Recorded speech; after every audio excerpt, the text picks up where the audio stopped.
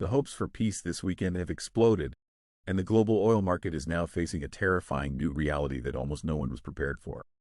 What was a contained regional conflict has just expanded directly into the world's energy lifeline, and the consequences are already hitting home. For months, powerful figures in the West have advocated for targeting Iran's economic engine, and it appears that line has finally been crossed. Israeli aircraft have carried out massive airstrikes, targeting critical energy infrastructure in and around Tehran. Confirmed reports and chaotic footage show enormous fires consuming the Shahran oil depot. Even more critical are the strikes on the Tehran oil refinery south of the capital. This single facility supplies about 15% of Iran's entire domestic energy.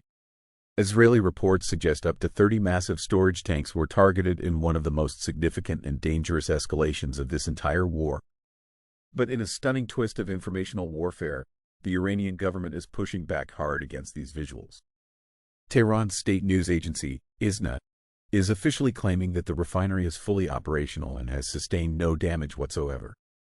This creates a terrifying fog of war. Either Iran is successfully covering up a devastating blow to its economy, or the attacks were less effective than the footage suggests.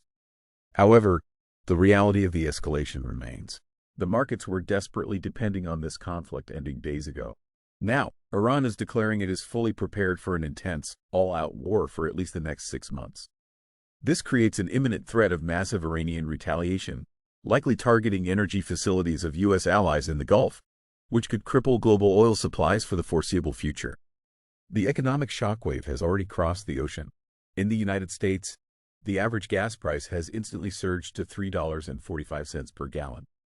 That is a staggering increase of over 25% just since December. We are no longer watching a distant conflict. We are watching a war over the very fuel that powers the global economy, and the stability of the entire world is now hanging by a thread. Subscribe for more content like this.